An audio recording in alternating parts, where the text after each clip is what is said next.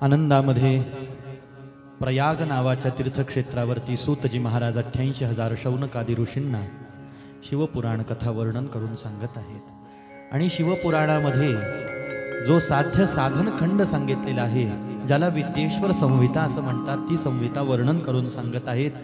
आणि ती संहिता आपण ऐकण्याचा प्रयत्न करत आहोत। ज्या संहितेमध्ये काय सांगितलेलं आहे, साध्याचा विचार केलेला आहे, साधनाचा विचार केलेला आहे। साध्य कोण आहे? भगवान शिव हे आपलं साध्य आहे।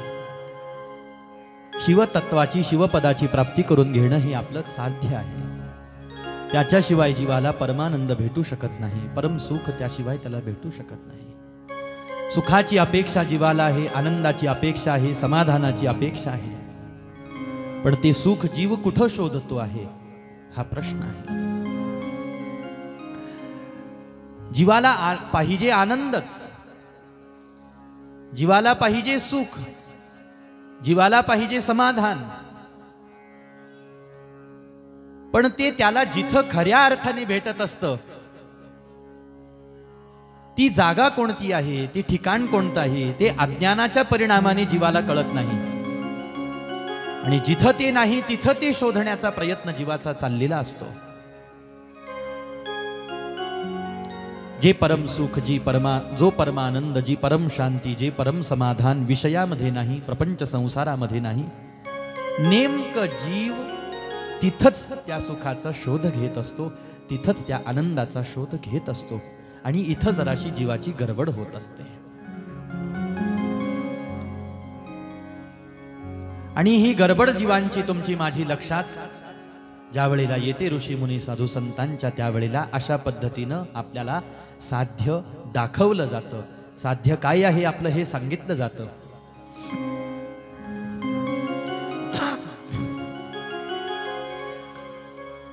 आणि त्याच्या प्राप्तीसाठी साधन, पहिलं साधन सांगितलं श्रवण आहे, दुसरं साधन कीर्तन आहे, तिसरं साधन मनन आहे।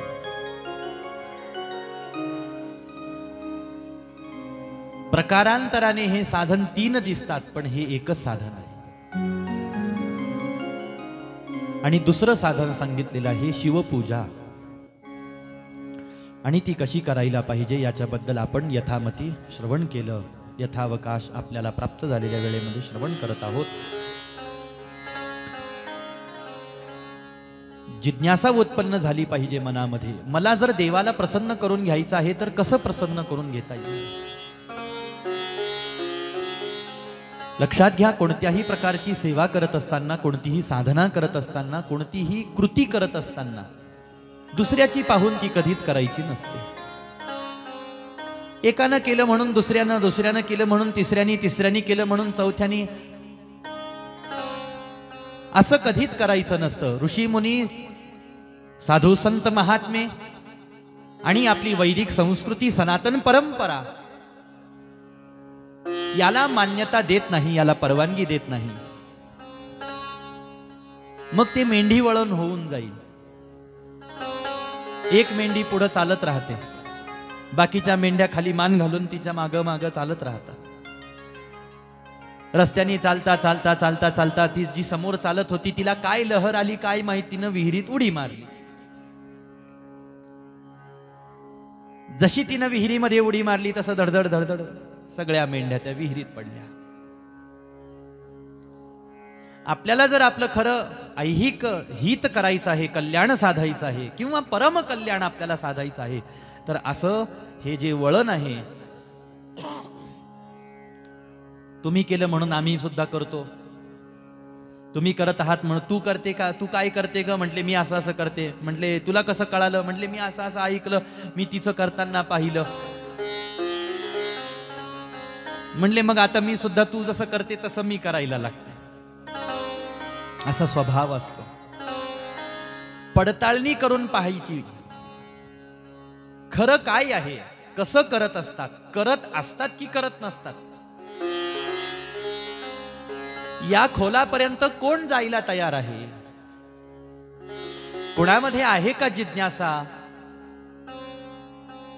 शास्त्रवचन पाहण्याची, ग्रंथवचन पाहण्याची, संतवचन पाहण्याची, प्रमाण पाहण्याची कोणाच्या मनामध्ये जिज्ञासा आहे का? काय एकाने केलं म्हणून दुसरा, दुसऱ्याने केलं म्हणून तिसरा, तिसऱ्याने केलं म्हणून चौथा? नाही नाही, असं करून चालणार नाही महाराज. त्याच्यासाठी आपण कोणाचं पाहून करतो ते महत्वाचं आहे. एखादा करणारा असा आहे जो शास्त्रसंमत करतो आहे, धर्मसंमत करतो आहे, जसं करायला सांगितलं तसंच आणि जे करायला सांगितलं तेच करतो आहे. त्याचं जर करणं आपण पाहिलं तर त्याचं अनुकरण करायला काहीच हरकत नाही.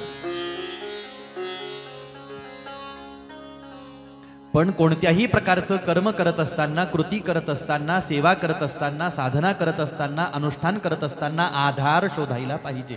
आम्ही कोणत्या आधारावर पळत सुटलो, आम्ही कोणत्या आधारावरती हे सगळं करत सुटलेलो आहोत याचा शोध घेतला पाहिजे. पत्ताच लागत नाही. कोणत्या गोष्टी कुठून सुरू झाल्या, कशा समाजात पसरल्या आणि कसं काही काही गोष्टींचं पेव फुटलं त्याचा काही पत्ता लागत नाही.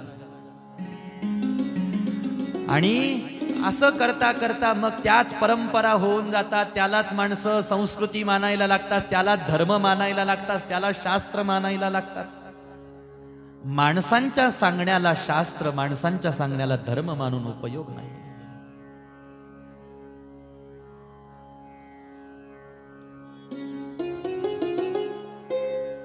या क्षेत्रामध्ये, या भूमीमध्ये, या जगतामध्ये जे अनुभवी सुरवाड आहेत,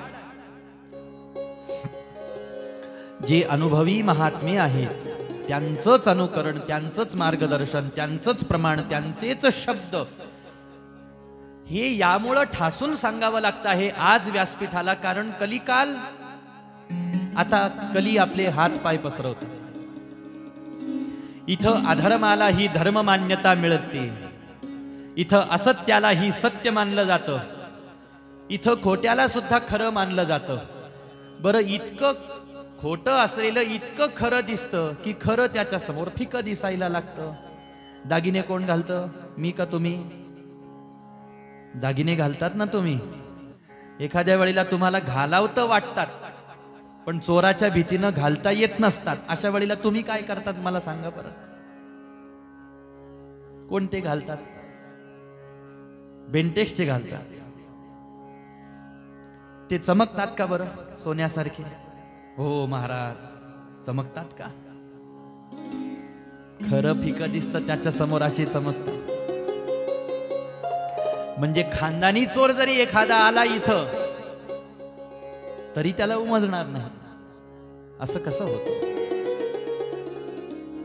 ती जी वरची पॉलिश त्याला दिलेली आहे महाराज, ती चमकते का? तो खरा धातू आहे? नाही नाही. खराच धातू असेल ना तर त्याला कसोटीतून जावं लागत असतं.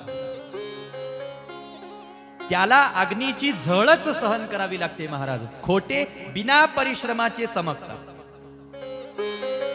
बिना तपाचे, बिना सायासाचे, बिना कष्टाचे लोकमान्यता त्यांना प्राप्त होते, मान सन्मान पद प्रतिष्ठा प्राप्त होतो. आणि हेच कलीचं स्वरूप आहे. कली म्हणजे काय आहे ते न मान्य करणे आणि नाही त्याच्यावर शिक्का मारणे म्हणजे कलीचं स्वरूप आहे. जिथं विपरीत बुद्धी मनुष्यांची वाटचाल करायला लागते म्हणून कली आपले हातपाय पसरवतो आहे. काळ पुढं पुढं चालला आणि काळाचा वेग भरपूर आहे बरं का. आपल्या आकलन शक्तीच्याही पलीकडे काळ फार वेगाने वाटचाल करायला लागलेला आहे. आणि अशा या कालावधीमध्ये, अशा या वादळामध्ये, अशा या वाऱ्यामध्ये आपल्यासारख्या भक्तांना जर अडीग राहायचं असेल, टिकून राहायचं असेल, पक्क राहायचं असेल तर त्याच्यासाठी प्रमाणच शोधलं पाहिजे. प्रमाण शोधलं पाहिजे, आधार शोधला पाहिजे. आणि आधार काय?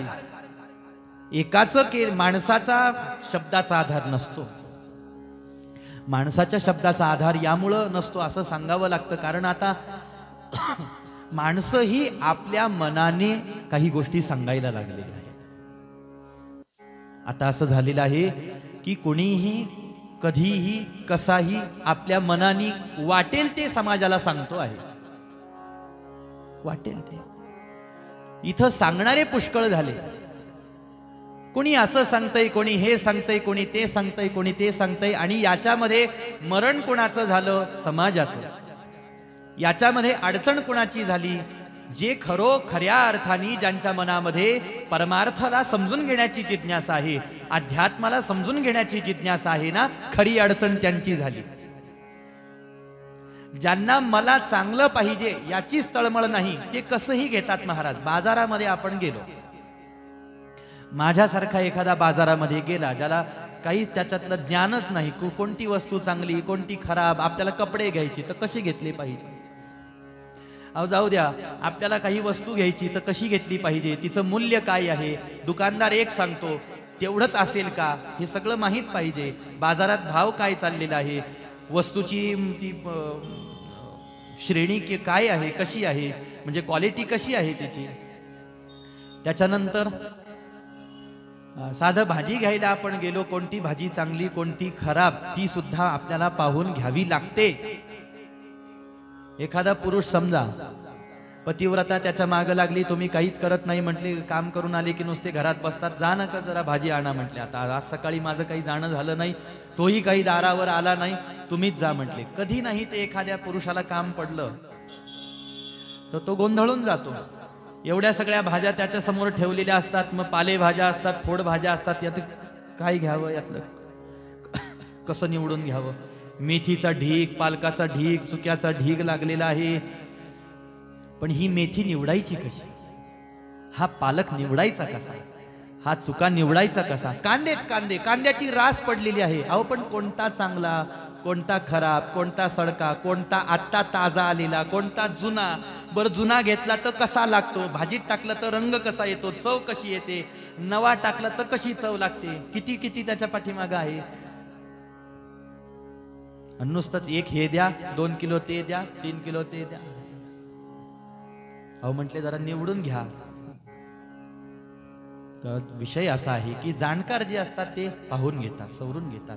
साध्या साध्या गोष्टीची आपण जर एवढी काळजी घेतो तर जे केल्याने आपलं इहलोकामध्ये कल्याण होणार असतं, आणि जे केल्याने आपला उद्धार भगवंताची कृपा अवलंबून असते आपल्यावर, आपण ते किती परखून घेतलं पाहिजे, पारखून निरखून घेतलं पाहिजे, समजून उमजून घेतलं पाहिजे. ऐका कलीचे महिमान,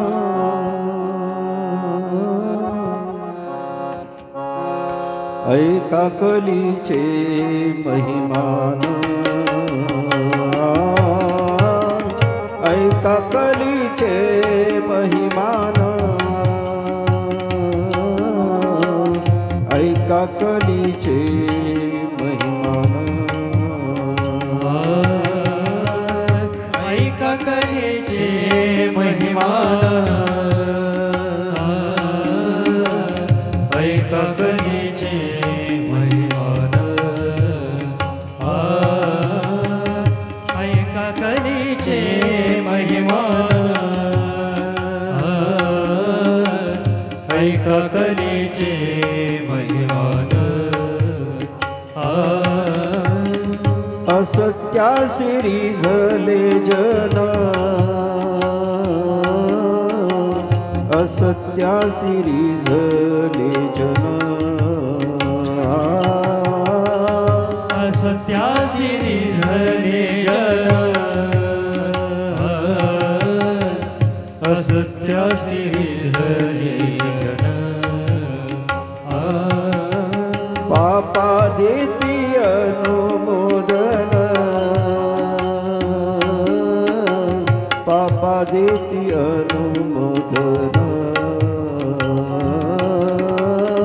पापा देती अनुमोदन,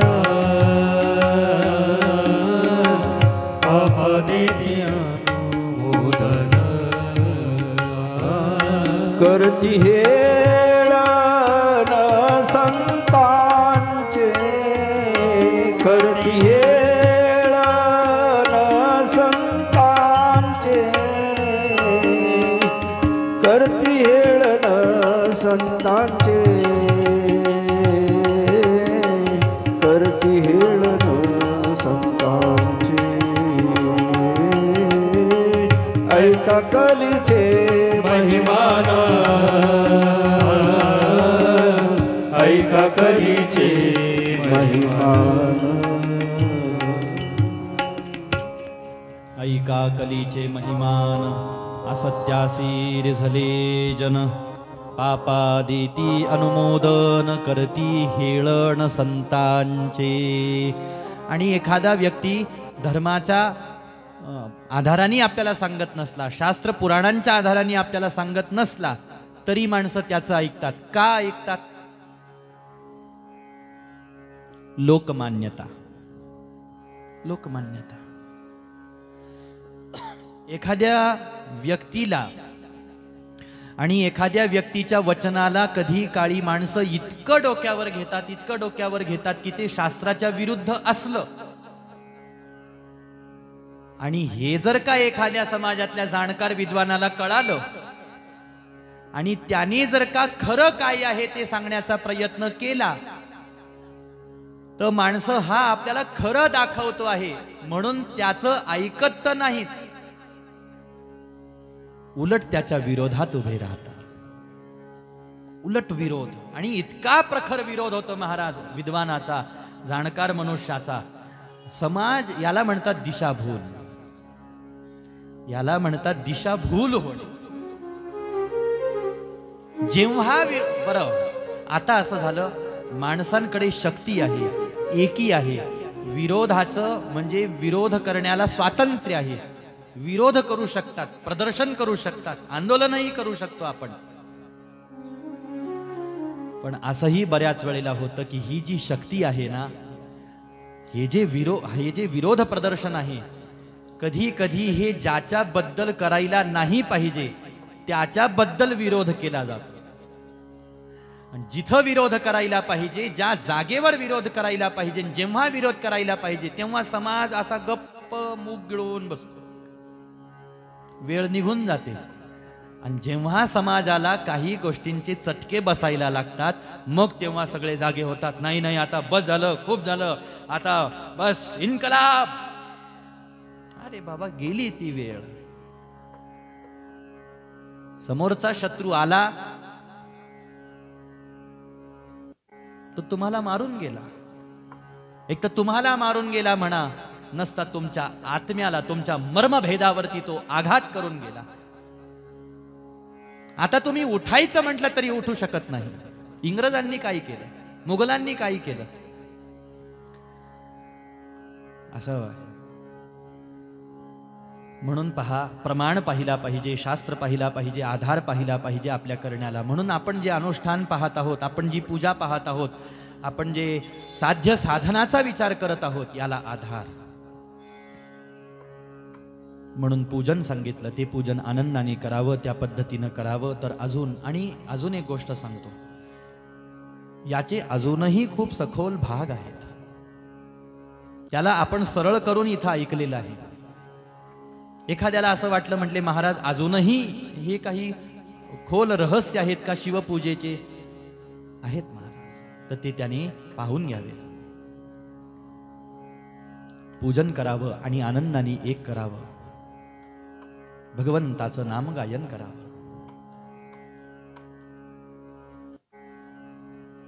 शिवनाम गायन करावं अखंड आपल्या मुखाने, जे भगवंतांना अत्यंत प्रिय आहे.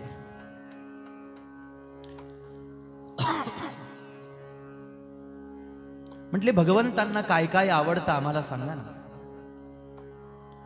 त्यावेळेला असं सांगतात, काही 4 गोष्टींचं मुख्यत्वे वर्णन केलं गेलं. पहिली गोष्ट सांगितली, भगवंतांना बेल फार आवडतो. बेलाचं पान असतं ना, ते भगवंतांना अत्यंत प्रिय आहे.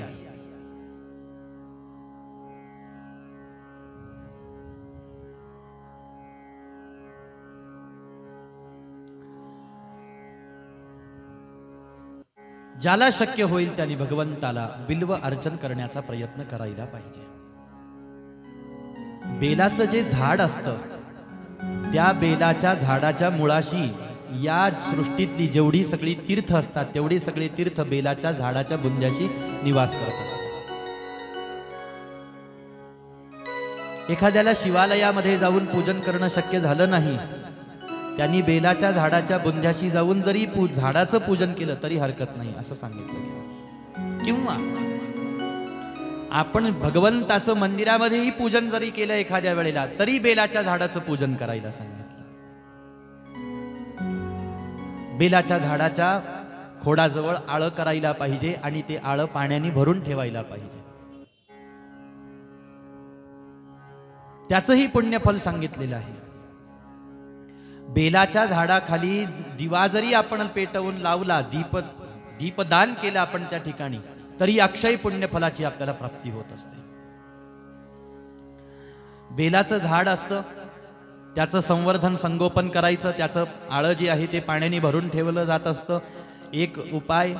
दुसरा उपाय, बेलाच्या झाडाचं हळदी कुंकू अक्षदांनी पूजन करता येतं.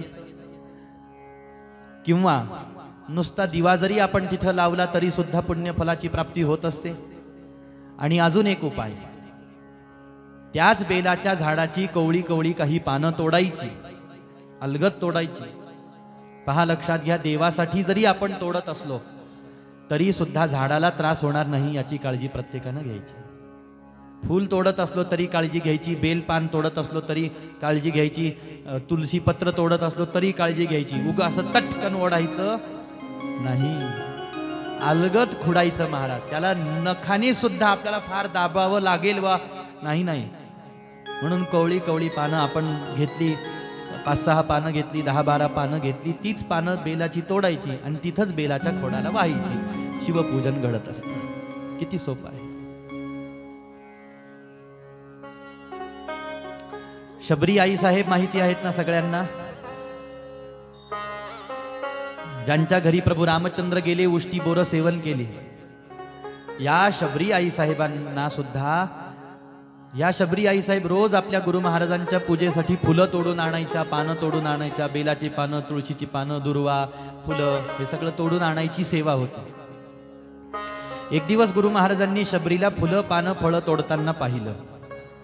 आणि शबरी माता लहान होत्या, छोट्याशा होत्या. ज्या वेळेला घर सोडून गुरु महाराजांकडे गेल्या, वयाने लहान होत्या, बालक स्वभाव होता, कळत नव्हतं, शास्त्र माहित नाही, काही नाही, बस इच्छा गुरु महाराजांची सेवा करायची. आणि ते झाडाचे पानं फुलं तोडत असताना असं ओरबडायचं, ओढून काढायचं. गुरु महाराजांनी पाहिलं, मातंग ऋषींनी पाहिलं आणि जवळ येऊन सांगितलं, बेटा शबरी, काय महाराज काय करतेस? महाराज फुलं तोडते. कशासाठी? महाराज पूजेसाठी तोडते आहे. बेटा एक गोष्ट सांगू तुला? सांगा ना महाराज. अगं, ज्या रामाच्या पूजेसाठी तू मला हे फुलं तोडून देत आहेस ना, ज्या झाडाचे तू हे पानं ओरबाडत आहे, ज्या झाडाचे तू हे फुलं ओरबाडते आहेस ना बाळा, त्या झाडात सुद्धा राम आहे हे विसरू नकोस. त्या पानांमध्ये सुद्धा राम तत्व आहे, शिवतत्व आहे. त्या फुलामध्ये सुद्धा शिवतत्व आहे हे विसरू नकोस. तुला देवाच्या पूजेसाठी फुलंच तोडायचं आहे ना, अलगद तोड ना बेटा. जितके पाहिजे तितकेच तोड ना. नसता माणूस म्हणतो, अरे वा, आज माझ्या गुलाबाच्या झाडाला किती छान गुलाब लागलेले आहेत. 5 गुलाब दिसत आहेत, 3 तिकडून आहेत, 2 इकडून आहेत, त्यापैकी 4 देवाला वाहते आणि 1, अरे वा, किती छान मोगऱ्याचे फुलं आलेली आहेत ना. सगळा मोगरा आता असा गच्च भरलेला आहे, बहरलेला आहे. देवाला लागतील तेवढे देते, बाकी सुंदर गजरा करते.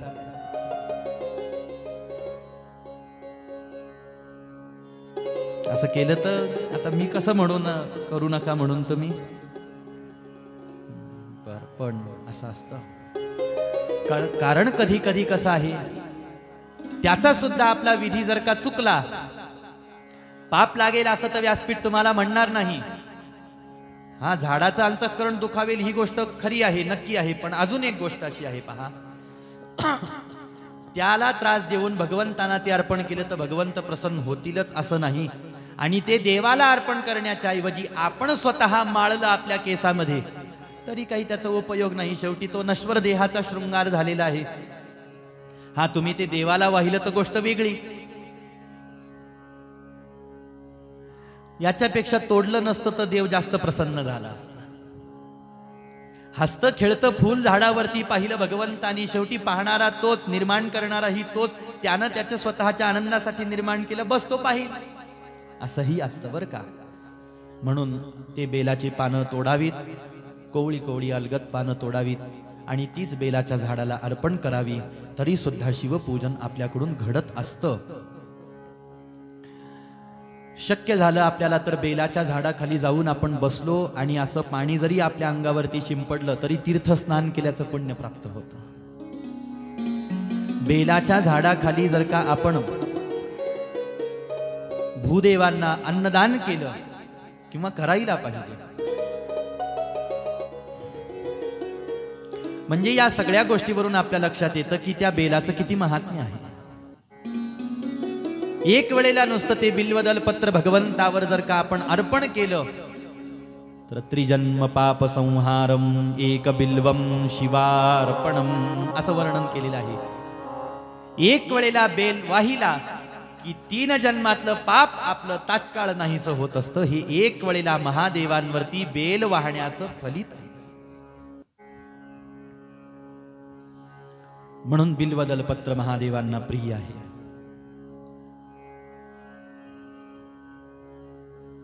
उद्या आपल्यालाही हरिकथेमध्ये बिल्वार्चन करायचं आहे बरं का. तसं तर कथा झाल्यावर ही सूचना द्यायची होती, पण एक सूचना आता चालता चालता देतो, उर्वरित राहिलेली सूचना कथेनंतर. कथेमध्ये आपल्याला बिल्वार्चन करायचं आहे. याचा अर्थ काय आहे तर महादेवावरती आपल्याला सगळ्यांना मिळून बेल वाहायची आहे. ती एका विशिष्ट संख्येमध्ये आपण वाहणार आहोत. विशिष्ट संख्या मोजत असताना भगवान शंकरांच्या नामाचा उच्चार करून एक एक बेल भगवंतांना अर्पण केला जाईल. तो कसा वाहायचा आहे, त्याच्यासाठी काय लागेल, काय करावं लागेल ते आता कथा झाल्यानंतर सांगू. म्हणून बिल्वदल पत्र भगवंतांना प्रिय आहे. भगवंतांना प्रिय आहे भस्म. भगवान शिव भस्म धारण करतात, त्रिपुंड्र धारण करतात. भगवान शिव मस्तकावरती 3 वळ्या आहेत, हातावरती सगळीकडे 3 वळ्यांनी युक्त भस्म धारण केलेलं आहे. वक्षस्थलावरती भस्म, कंठाला भस्म, खांद्याला भस्म आहे, पाठीला भस्म आहे, मांड्यांना भस्म आहे, पायाला भस्म आहे, मस्तकावरती भस्म आहे. नवे नवे भगवान शिवांना तर भस्म स्नान घातलं जातं. भस्म स्नान, एवढं भस्म प्रिय आहे भगवान शंकरांना. श्वेत भस्म म्हणजे पांढरं भस्म हे भगवान शंकर धारण करतात. अखंड असं वर्णन. कशाचं पांढरं भस्म धारण करतात? उत्तर दिलं चिता भस्म. म्हणजे माणसाला जाळल्यानंतर, म्हणजे चिता जळल्यानंतर जे खाली शेष राहतं ते चिता भस्म असं एक सांगितलं जातं. परंतु लक्षात घ्या, याच्यामध्ये अजून एक गोष्ट अशी आहे की भगवान शंकर जे भस्म धारण करतात आणि भगवान शंकरांची भस्म धारण करण्याची जी पद्धती आहे ती फार विलक्षण आहे. हे तर सामान्य सगळ्यांना माहिती आहे की भगवान शंकर चिता भस्म लावतात.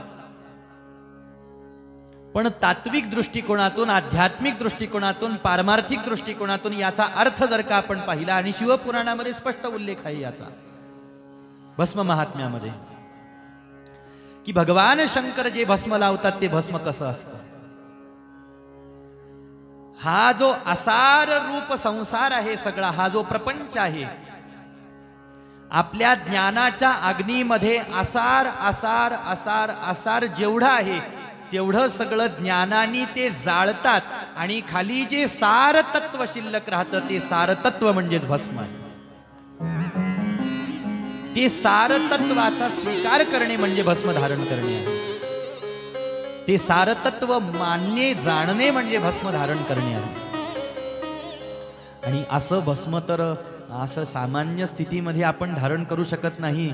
म्हणून ते जर कोणी धारण केलं असेल तर ते फक्त भगवान शंकरांनी. सूत्र लक्षात आलं का सगळ्यांच्या? भगवान शिव भस्म कोणतं लावतात? हा जो नाशिवंत प्रपंच आपल्या डोळ्यांनी आपण पाहतो ना, या जगातल्या मुंगीपासून ब्रह्मदेवापर्यंत जेवढं सगळं आहे, ज्याला जे प्रकृती निर्मित आहे किंवा जे मायेच्या परिणामाने आपल्याला भासत आहे किंवा दिसत आहे, हा सारा प्रपंच सत्य नाही. हा कसा आहे? हा असार आहे, असत्य आहे, नाशिवंत आहे.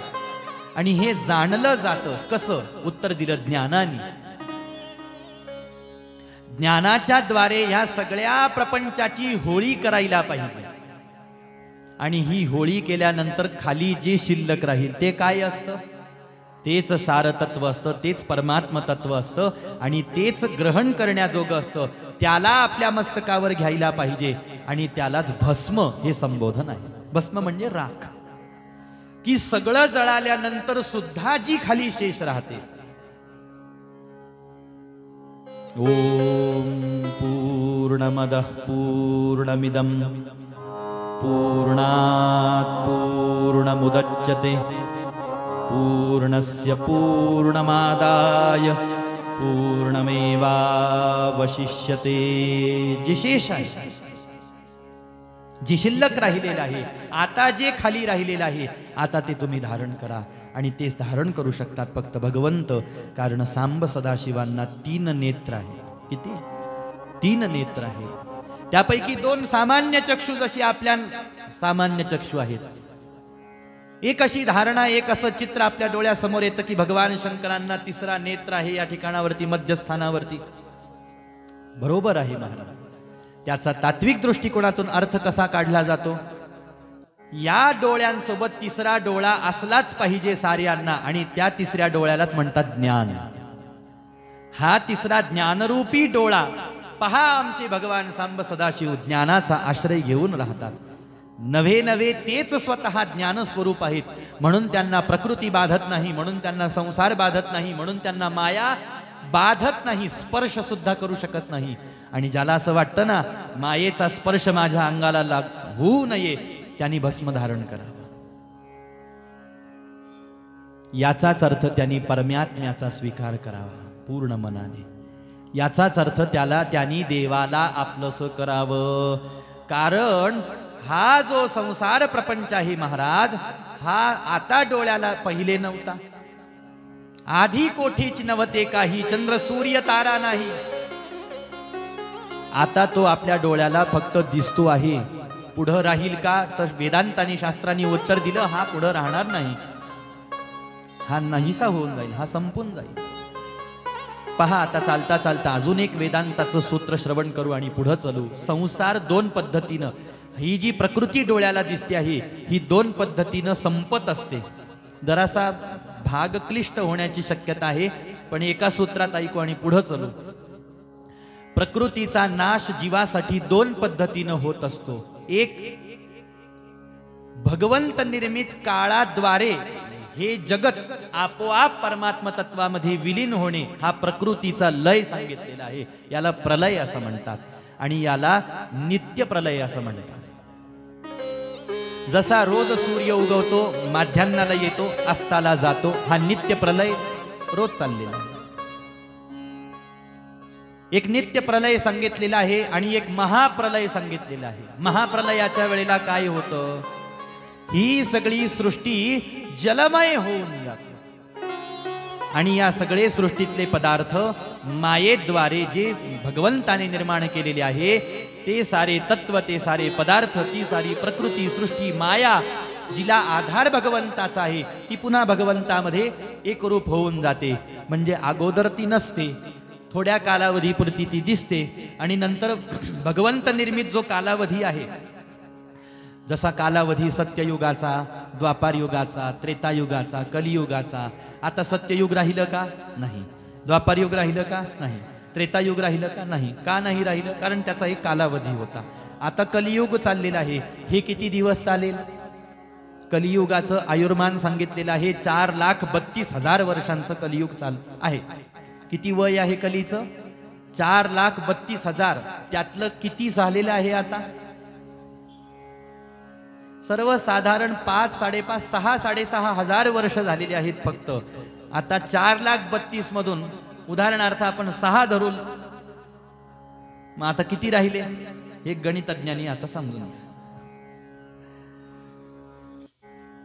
तितके वर्ष अजून कली आहे. मग ज्या वेळेला हे सगळे कलीचे वर्ष संपतील महाराज, त्यावेळेला काय होईल? मग पुराणांमध्ये वर्णन केलं की त्यावेळेला महाप्रलय होईल. अगोदर काय होईल? 100 वर्ष पाऊसच पडणार नाही, असं करकरीत उन्हाळा. बर नुसता एक सूर्य नाही, भागवतामध्ये याचं वर्णन केलेलं आहे. 12 सूर्य एकाच वेळेला आकाशामध्ये उदयाला येतील. आणि भयंकर उन्हाळ्यामध्ये मे महिन्यामध्ये जशी गरमी असते तसं ते ऊन कायम 100 वर्ष.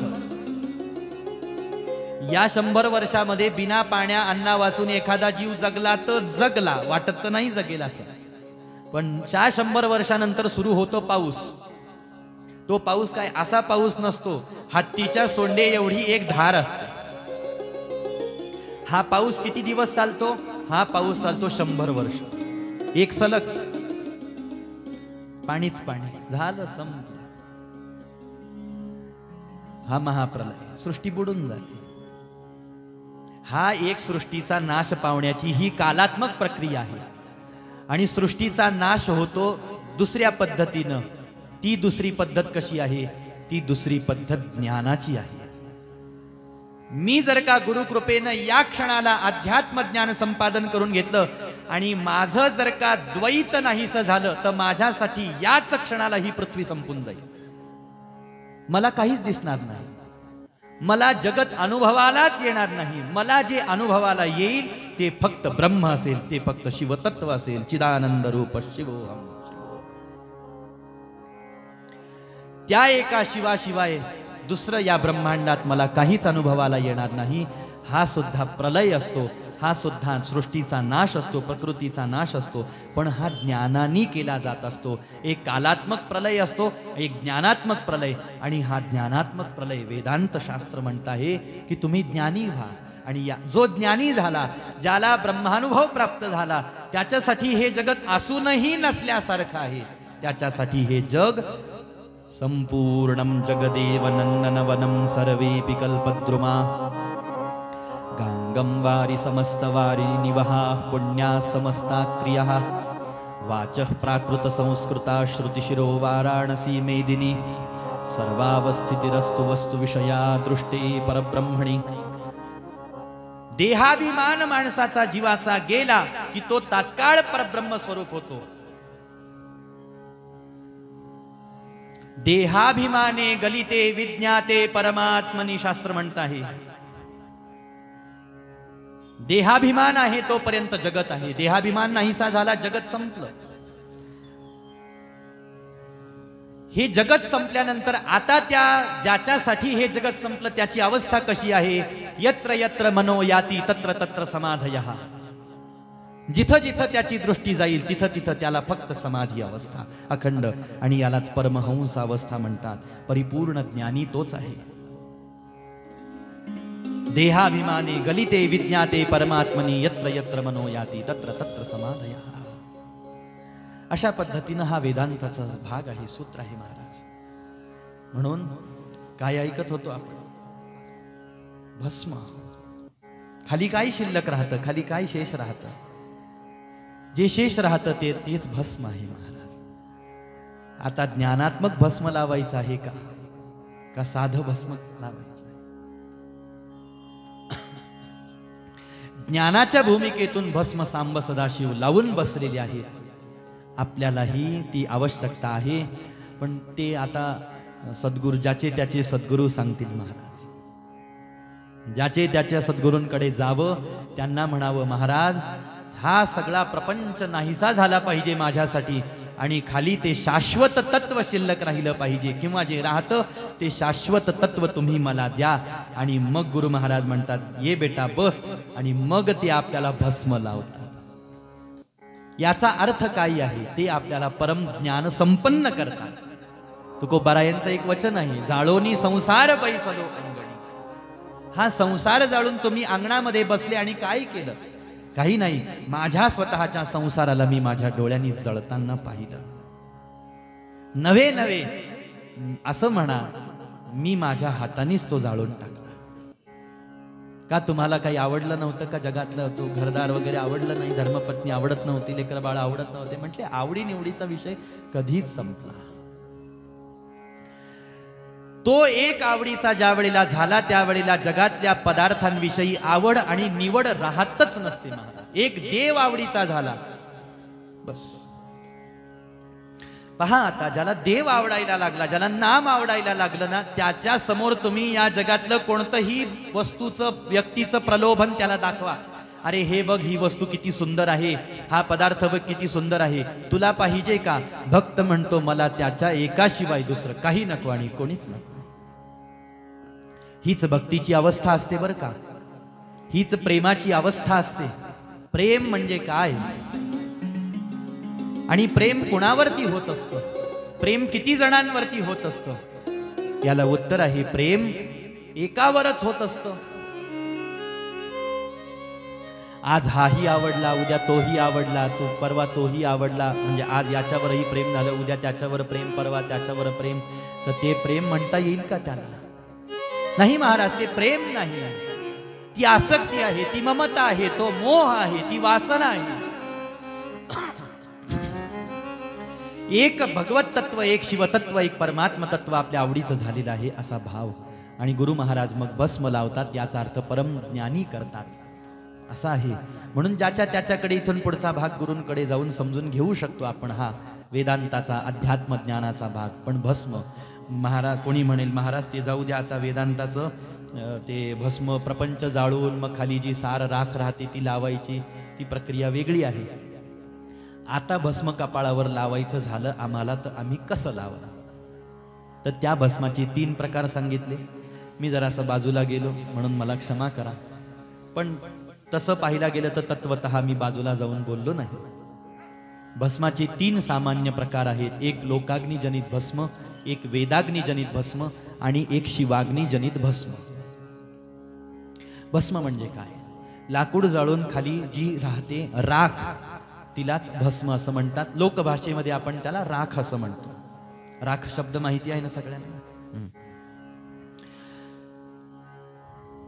लोकाग्निजनित भस्म, या भस्माचा उपयोग कसा? चुलीमध्ये वगैरे जे लाकडं जाळले जायचे सुरुवातीला पहिले, आताही बऱ्याच ठिकाणावरती लाकडं जाळले जातात.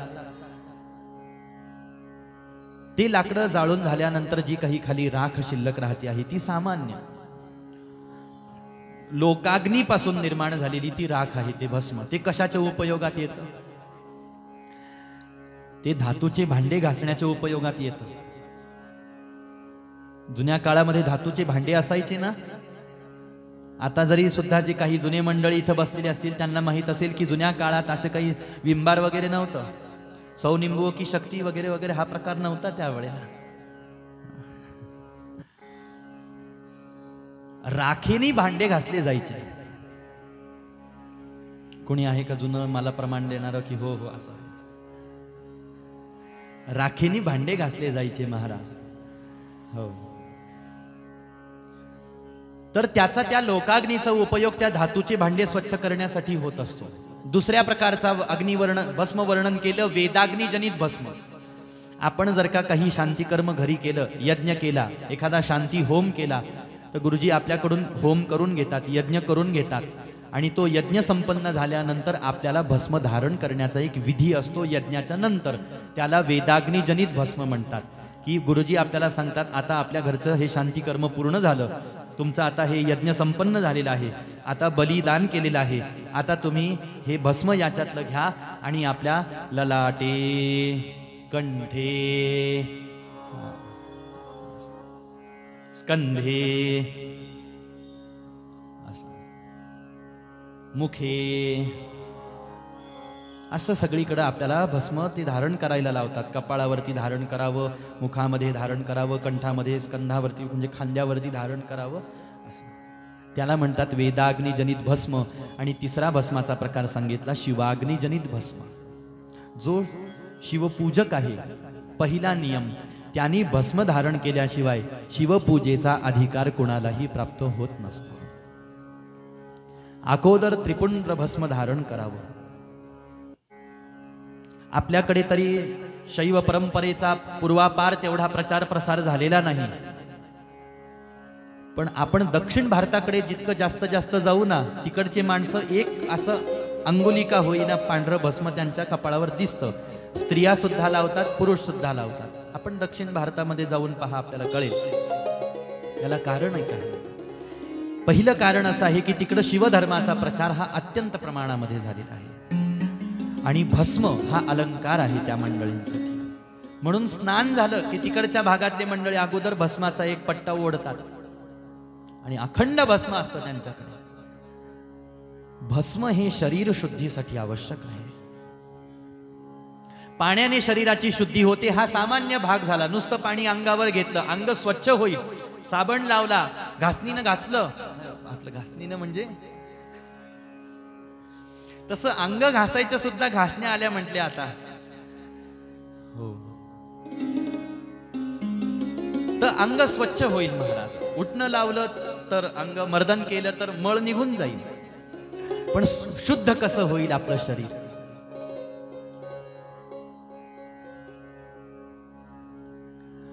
तर भस्मधारण विधीमध्ये अगोदरच संकल्प करताना असा संकल्प केला गेला की अद्येत्यादि पूर्वोच्चरितम शरीर शुद्ध्यर्थम भस्मधारण महं करिष्ये. की हे महादेवा, मी आता जे भस्म धारण करतो आहे ते माझ्या शरीर शुद्धीसाठी मी धारण करतो आहे.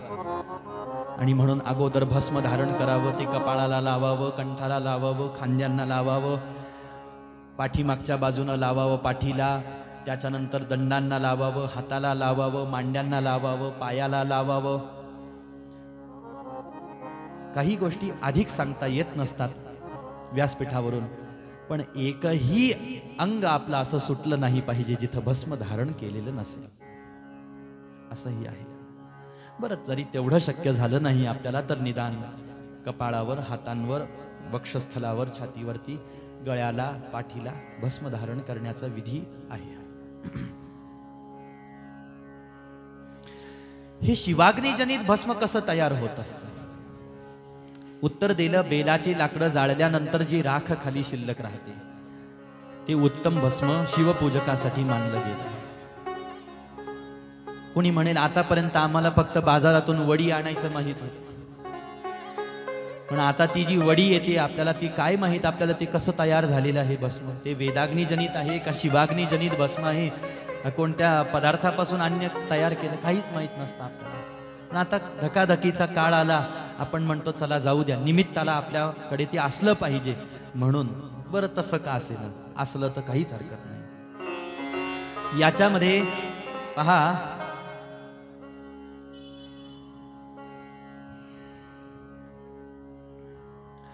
बेलाच्या झाडाची राख, वडाची राख, असे काही पवित्र वृक्ष आहे, त्यांची राख ही आपल्याला भस्म म्हणून उपयोगामध्ये आणता येते. किंवा एखाद्या वेळेला आता अजून सोपं करू त्याला, एखाद्या व्यक्तीला शंका येईल, संशय येईल मनामध्ये, आता रोज भस्म लावण्यासाठी आम्ही कुठून रोज बेल आणावं, कुठून ते जाळावं, कुठून राख करावी वगैरे वगैरे. आपल्या घरामध्ये ज्या वेळेला एखादं वैदिक कर्म होत असतं, कुठं यज्ञ याग वगैरे संपन्न झालेला असेल, त्याचं जे भस्म शेष राहतं, वर्षभराचं भस्म एकदाच आपण जर का साठवून ठेवलं डब्यामध्ये तरी चालतं. रोज त्यातलं थोडं थोडं थोडं थोडं भस्म पूजेच्या वेळेला धारण करायचं असतं. भस्म धारण केल्याचा पहिला परिणाम शरीर शुद्धी होते. दुसरा परिणाम भूत प्रेत पिशाच शाकिनी डाकिनी यांची बाधा आपल्याला होत नसते. भस्म धारण केलेल्या व्यक्तीच्या आजूबाजूला सुद्धा या ज्या निकृष्ट शक्ती आहेत ना, या भस्म धारण केलेल्या व्यक्तीच्या जवळ येऊ शकत नसतात. कोणी आपलं वाईट व्हावं म्हणून जारण मारण उच्चाटन स्तंभन मोहन वशीकरण इत्यादी क्षुद्र विद्यांचा प्रयोग जर का आपल्यावर करण्याचा तो प्रयत्न करत असेल, थोडक्यात लौकिक भाषेमध्ये करणी कवटाळ, तर त्याचा प्रभाव हा भस्म धारण करणाऱ्या आणि नित्य नियमाने शिवपूजन करणाऱ्या आणि नित्य नियमाने अखंड शिवनाम गाणाऱ्यावरती त्याचा प्रभाव होत नसतो. म्हणून असं हे भस्म धारण करायला पाहिजे. भस्मधारणाचं अगाध महात्म्य वर्णन केलेलं आहे.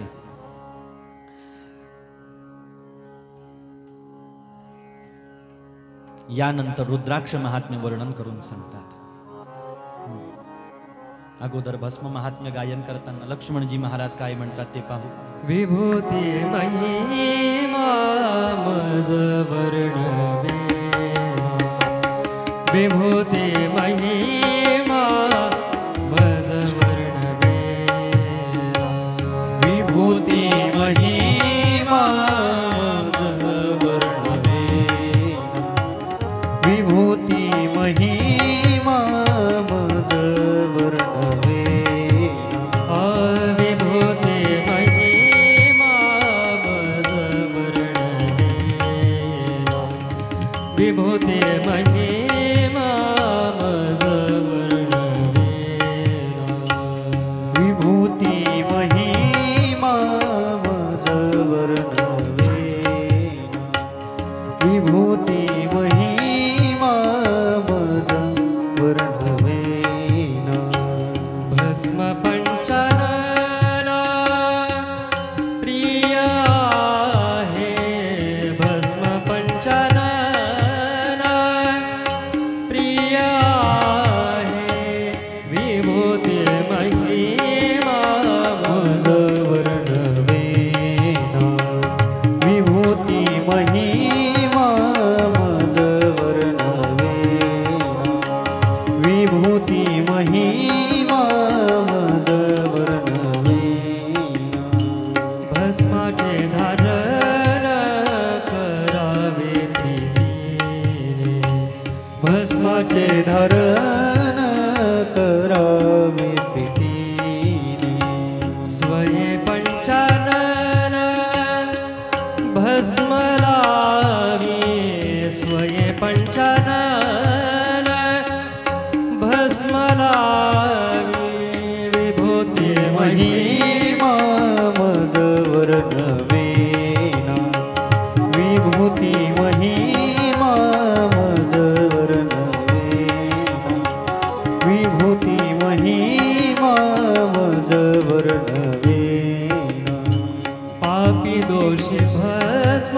स्पर्शे उद्धरिले, पापी दोषी भस्म स्पर्श उद्धरिले, शिवनाम धारे प्राणी फार, शिवनामे धारे प्राणी फार, विभूती महिमा मज वर्णवे, विभूती महिमा मज वर्णवे, विभूती महिमा मज वर्णवे.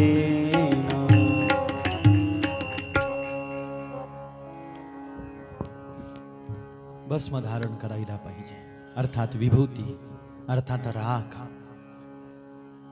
आणि भगवान शंकर पहा भस्म लावून बसले आपल्या अंगावर, याचा अर्थ प्रपंचाला त्यांनी आपलंसं केलं नाही, असाही तात्विक अर्थ आपल्या समोर प्रगट होतो. भस्म धारण करावं. भस्म धारणानंतर रुद्राक्ष धारण येतं. शिवपूजकांनी रुद्राक्ष धारण करणं हे उत्तम मानलेलं आहे. ज्याला रुद्राक्ष धारण करण्याची इच्छा असेल त्यांनी आनंदाने तो रुद्राक्ष धारण करू शकतो. पुरुषांना अधिकार आहे का रुद्राक्ष धारण करण्याचा? आहे.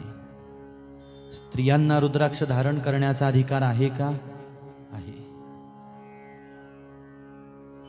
कोणता रुद्राक्ष आम्ही वापरायला पाहिजे? कारण रुद्राक्षाचे पुष्कळ प्रकार सांगितले, भरपूर प्रकार आहेत रुद्राक्षाचे. आता काळमानानुसार असं झालेलं आहे की आता तितके रुद्राक्षाचे प्रकार पाहायला भेटत नाही, आणि अनेक रंगांचे रुद्राक्ष सुद्धा सांगितलेले आहेत बरं का. तेवढ्या रंगांचे सुद्धा रुद्राक्ष आता पाहायला भेटत नाही. पांढऱ्या रंगाचा रुद्राक्ष कुठं पाहायला भेटतो का? आता एकाच रंगाचा रुद्राक्ष सगळ्यांमध्ये, सगळ्यांच्या पाहण्यामध्ये आहे. हा आकारामध्ये थोडंफार आता प्रकार आपल्याला दिसतात आणि मुखामध्ये प्रकार दिसतात. एकमुखी रुद्राक्ष, किती मुखी रुद्राक्ष असतात? एकूण 14 मुखी रुद्राक्ष असतात. एका मुखापासून रुद्राक्ष सुरू होतो ते 14 मुखापर्यंत रुद्राक्ष असतात. मग कोणी कोणता घालायला पाहिजे?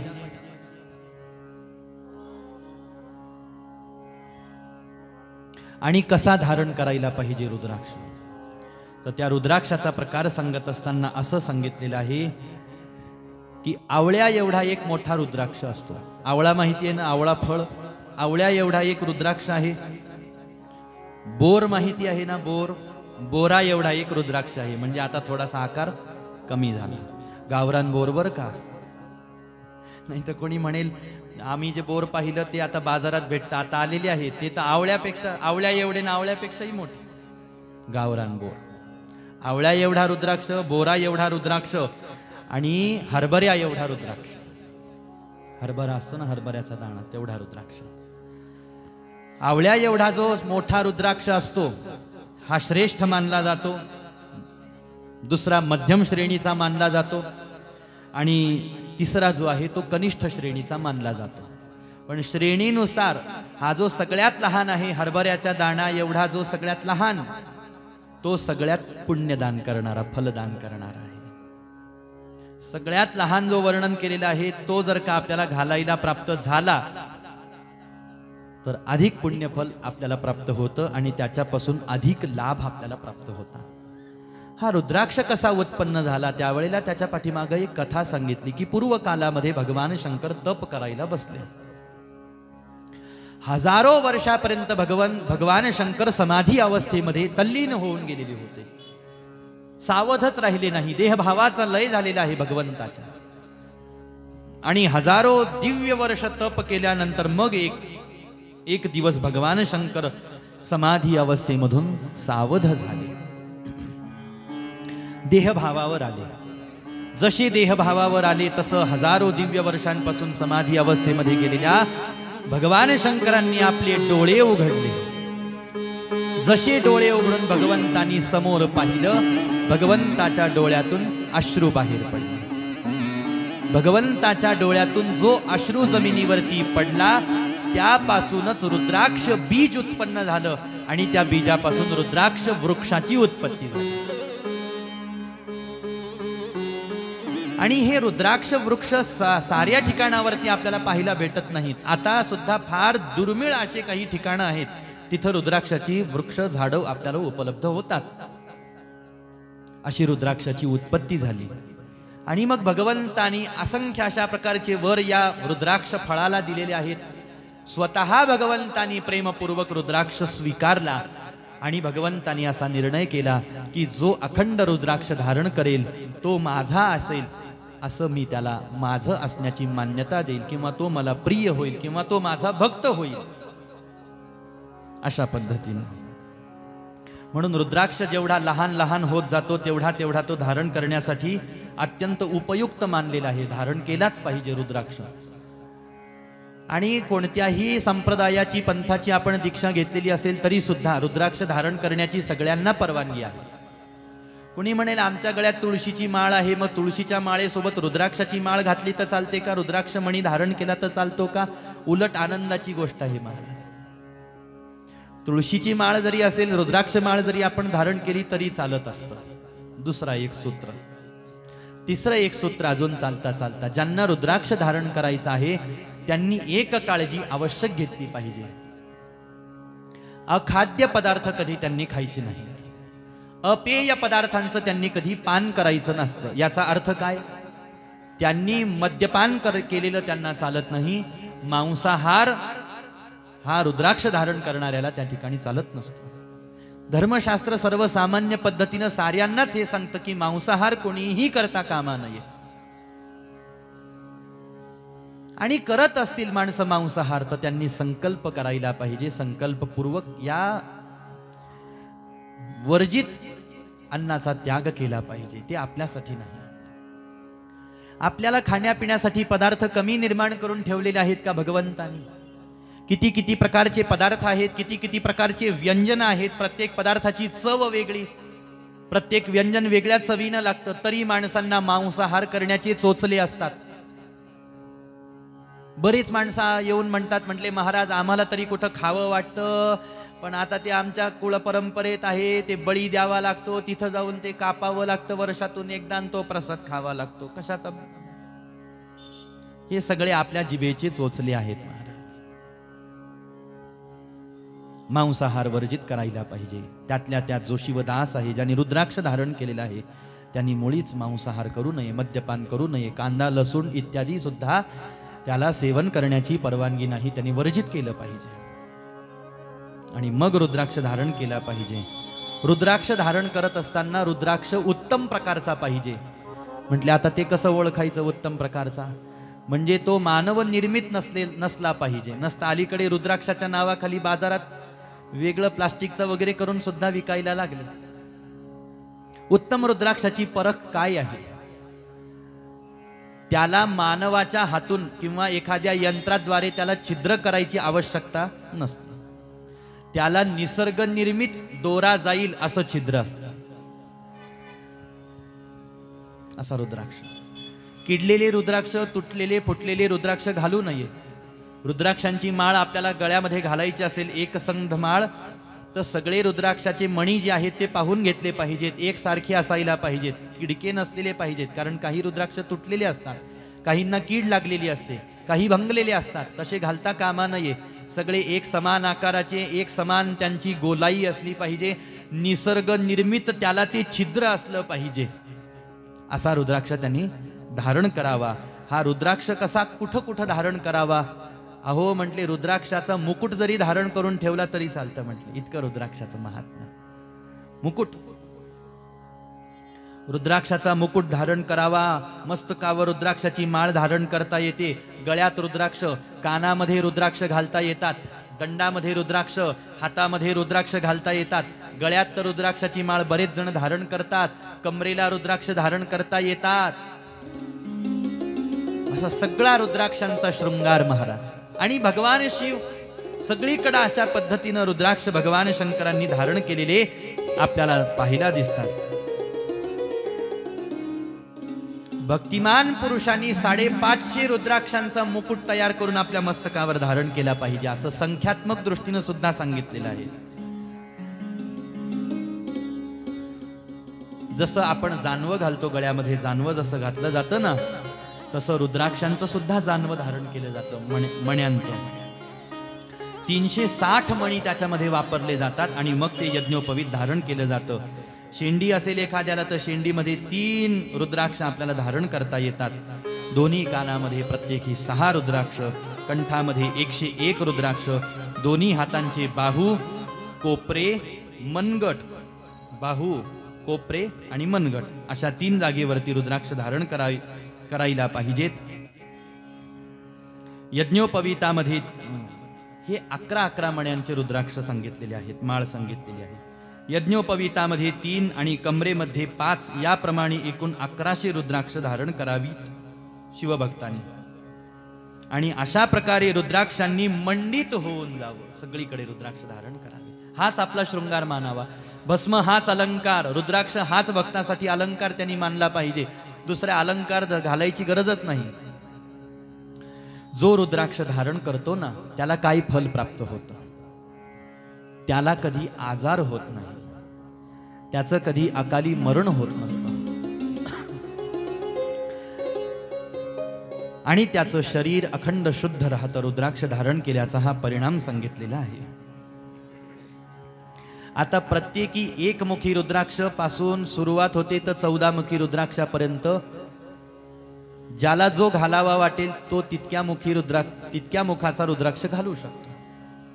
प्रत्येक रुद्राक्ष घालण्यासाठी एक विशिष्ट मंत्र सांगितला.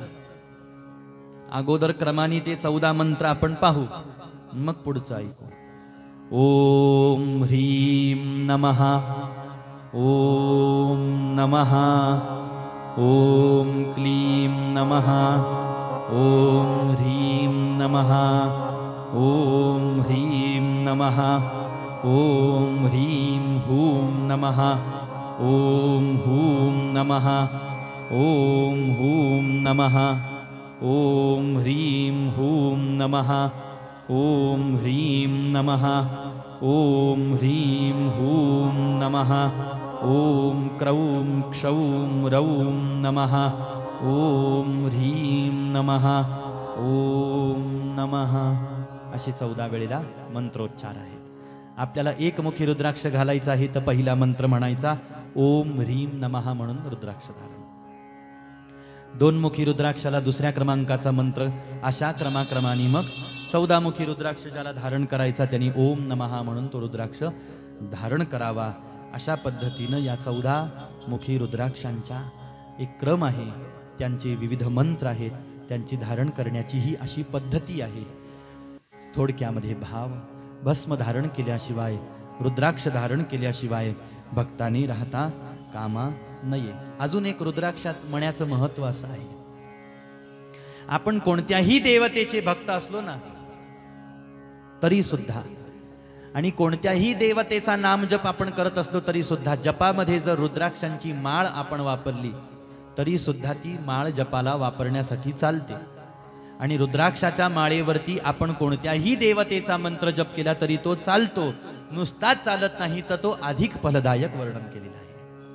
म्हणून कोणाकडे रुद्राक्षाची माळ जपासाठी असेल तर ती असली तरी कोणत्याही प्रकारची हरकत नाही, असं सूतजी महाराज 88,000 शौनकांना आणि स्वतः भगवान सदाशिव पार्वती आई साहेबांना हे रुद्राक्ष महात्म्य वर्णन करून सांगत आहेत. भस्म रुद्राक्ष धारण धारण, भस्म रुद्राक्ष धारण, भस्म रुद्राक्ष धारण धारण, भस्म रुद्राक्ष धारण, भस्म रुद्राक्ष धारण धारण, भस्म रुद्राक्ष धारण भस्म रुद्राक्ष धारण धारण, भस्म रुद्राक्ष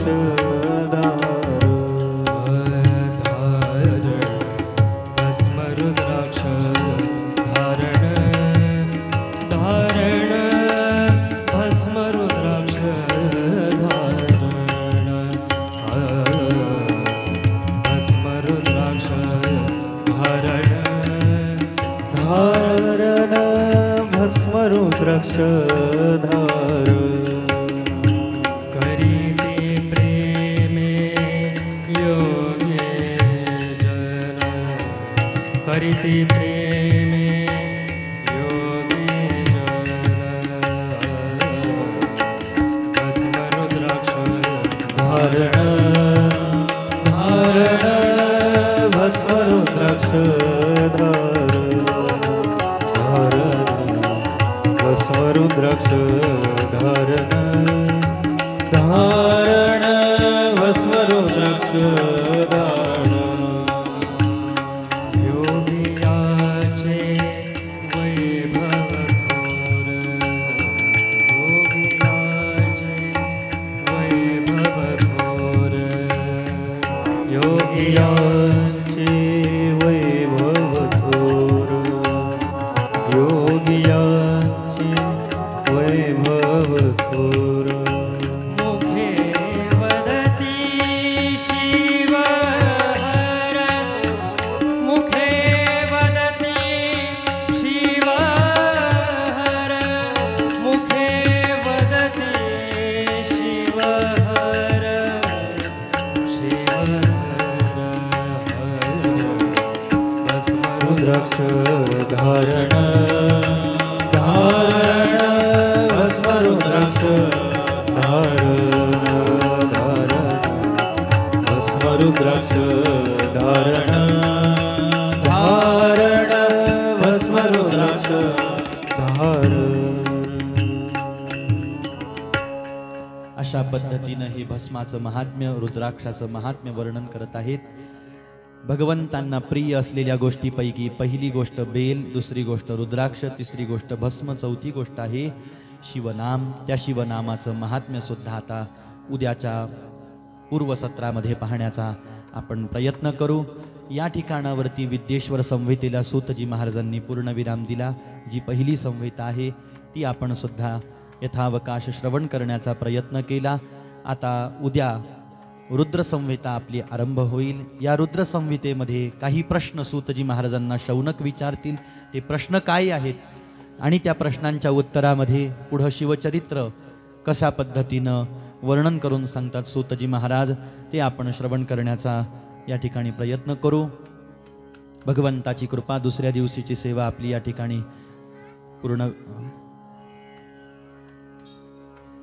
तिसऱ्या दिवशीची सेवा आपली पूर्ण विरामापर्यंत आलेली आहे. आणि मगाशी सूचना केल्याप्रमाणे उद्या आपल्याला हरिकथेमध्ये आपल्या बिल्वार्चन करायचं आहे, म्हणजे महादेवांना बेल अर्पण करायचे आहेत. हे अर्पण कसे केले जातील तर सर्वसाधारण 108 पेक्षा अधिक संख्येमध्ये आपल्याकडे आपण सगळ्यांनी आपल्यासोबत बेलपत्र आणायचे आहेत. सर्वसाधारण 108 संख्येपेक्षा अधिक. मग ते 151 असले तरी चालतात, मग ते 201 असले तरी चालतात, हरकत काहीच नाही. शिल्लक राहिलेले पुन्हा एक नाम उच्चारून महादेवालाच व्हायचे आहेत, बरोबर. त्याच्यासाठी आणखीन जी काही सामग्री आपल्याला आणायची आहे तर प्रयत्न करा, जेवढे भक्त मंडपामध्ये आहेत प्रत्येकाकडून हे अर्चन माझ्याकडून घडावं असं प्रत्येकाने मनात आणा. आणि ज्यांना सहज शक्य होईल त्यांनी आपल्यासोबत येत असताना देवाला ठेवण्यासाठी मोठं ताट आपल्यासोबत आणा. एवढ्या आकाराचं तामण किंवा ताट आपल्यासोबत आणा, ज्याच्यामध्ये आपल्याला शिवलिंग ठेवता येईल. ज्यांच्या घरामध्ये शिवलिंग तयार असेल त्यांनी ते शिवलिंग घेऊन या. सोबत ठेवण्यासाठी ते पात्र घेऊन या. आपल्यासोबत 108 पेक्षा अधिक संख्येमध्ये बिल्वपत्र आपल्यासोबत घेऊन या. हळदी कुंकू अक्षदा आपल्यासोबत घेऊन या येताना. आणि त्यासोबतच आपल्याला शक्य झाले तर फुलं, जराशी फुलं आपल्यासोबत घेऊन यायची आहेत. यानंतर आपल्याला उपस्थित पुरोहित ज्या पद्धतीनं मार्गदर्शन करतील उद्या त्यानुसार सुरुवातीला क्रम होईल आणि मग भगवंताचे एक एक नाव उच्चारण करून आपल्याला बेल अर्पण करायचा आहे. आणि बिल्वार्चनाचं महात्म्य आत्ताच आपण श्रवण केलेलं आहे की एक बेल अर्पण केलं तर त्रिजन्म पाप संहारम एक बिल्वम शिवार्पणम. या न्यायानुसार बिल्वार्चन हे महत्पुण्यदायक आहे. आणि शिवपुराण कथा सत्संगाच्या माध्यमातून आपल्याकडून जर का भगवंत ही बिल्वार्चनाची सेवा करून घेत असतील तर आवर्जून सगळ्यांनी, लहान बालकांपासून ते मोठ्या माणसांपर्यंत, मग त्या सुवासिनी असोत, गंगा भागीरथी महिला असोत, पुरुष मंडळ असो, वयोवृद्ध मंडळी असो, ज्यांना शक्य होईल त्या सगळ्यांनी प्रयत्नपूर्वक बिल्वार्चन विधीमध्ये सहभागी व्हायचं आहे. पुन्हा एक वेळेला सामग्री सांगतो. मोठं ताट आपल्यासोबत आणायचं आहे. महादेवाची मूर्ती असेल किंवा शिवलिंग असेल किंवा फोटो असेल आपल्यासोबत आणायचं आहे. बेल आणायचे आहेत, काही पांढरे फुलं आपल्यासोबत आणायची आहेत. एवढी सामग्री कथेला येत असताना आपण घेऊन यायची आहे, आपल्याच जवळ ठेवायची आहे व्यवस्थित. उद्या पहिलं सत्र आपण श्रवण करू आणि त्यानंतर मग दुपारच्या सत्रामध्ये आपल्याला हा विधी या ठिकाणी संपन्न करायचा आहे. सगळ्या भाविकांनी या पूजनाचा आनंद घ्यावा आणि या पूजनाचं सौभाग्य पुण्यफल आपल्या पदरामध्ये पाडून घ्यावं. शक्य झालं तर साऱ्यांनी भस्म धारण करून पूजेला या ठिकाणी उद्या बसावं. भस्म एक तर सोबत आणावं, नसता भस्म लावूनच यावं. म्हणून अशी सूचना मी आपल्याला करतो. भगवंताची आज्ञा मानतो या ठिकाणावरती, श्री सद्गुरूंची आज्ञा मानतो. आणि अजून एक सूचना, आज रात्री हरिभक्तपरायण बापूराव महाराज लोंढे यांची हरिकीर्तन सेवा या ठिकाणावरती संपन्न होणार आहे. महाराजांची उपस्थिती आहे या ठिकाणावरती. रोज कथेला उपस्थित असतात. नवे आतापर्यंत ज्या वेळेला कथा झाली त्याही वेळेला महाराजांची उपस्थिती राहिली. आणि प्रत्येक कथेमध्ये हरिकीर्तन सेवा, प्रवचन सेवा महाराजांची संपन्न होत आली. म्हणून आज रात्री किती वाजता? 8 वाजता. आज रात्री बरोबर 8 ते 10 या वेळेमध्ये हरिभक्तपरायण लोंढे महाराजांची हरिकीर्तन रूपी सेवा या ठिकाणी संपन्न होणार आहे. यजमान परिवाराच्या वतीनं साऱ्या भाविकांना, उपस्थित भक्तांना ही विनंती आहे, प्रार्थना आहे की संध्याकाळी होणाऱ्या या हरिकीर्तन सोहळ्यासाठी आपण उपस्थित राहावं. ही प्रार्थना, ही विनंती यजमान परिवाराच्या वतीनं मी आपल्या साऱ्यांना करतो. सद्गुरूंची आणि भगवंताची आज्ञा मानून मी सुद्धा माझ्या वाणीला पूर्णविराम देण्यापूर्वी रुद्राष्टकाचं गायन होईल. त्यानंतर ज्यांना शक्य झालं ते मोबाईलमध्ये रुद्राष्टक